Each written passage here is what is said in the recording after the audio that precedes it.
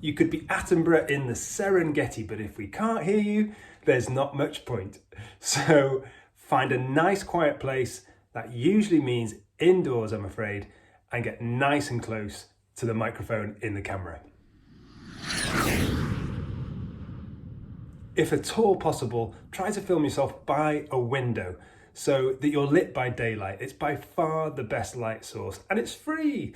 Never film with the window behind you because you'll be a silhouette. Get the camera as close as you can to your eye level. Seen so many shots of people propping up the phone on a desk and we're looking right up your nose and seeing some lovely ceiling. So if at all possible, get the camera as close to your eye level as possible. If you're reading, for my money, it looks more natural to have the text beneath the camera so you look down to read and look up when you can, rather than have it off to the side, which I think is distracting. Really important one, this.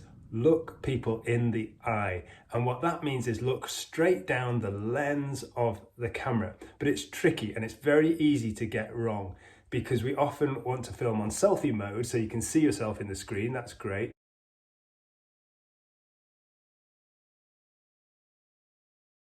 But the screen is not the lens. The lens might be this tiny, tiny dot just here. And the difference is really, really noticeable. This is me talking to my screen and looking at the screen, but I'm not looking at you in the eye, am I?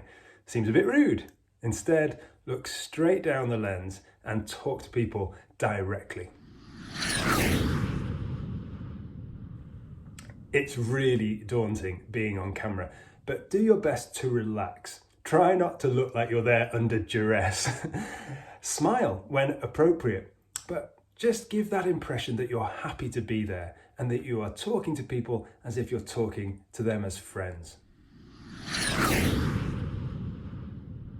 After you've pressed record, pause, settle yourself, give the editor a few seconds before you start talking. And just the same when you've finished. I know you might be relieved to have got through what you've done, but take your time, finish, keep your eyes down the lens, maybe count to 5 in your head before reaching for the off button. That'll help. The editor, get the scissors in. These are just rules of thumb, but this is a different medium and it needs different rules and a different approach. And that has a big impact on timings. So for me, I would aim to keep readings, prayers, and any other smaller segments to 3 minutes, maybe 4 minutes maximum. Sermons a little bit different, but again, I would say no more than 10 minutes. It really helps keep the pace and the duration right for an audiovisual presentation. We've been doing really well on this, but a timely reminder: film landscape, not portrait. Landscape, not portrait. So have your phone on the side, not like that. It really helps. Thank you. Finally, remember, it doesn't have to be perfect. This is not Netflix with a bottomless budget. It's about connecting people, making us feel that we are still community. We are still the family of God, able to meet and worship together. Even in these strange and difficult times, we are still the family of God and we are the church, even if we can't go to church.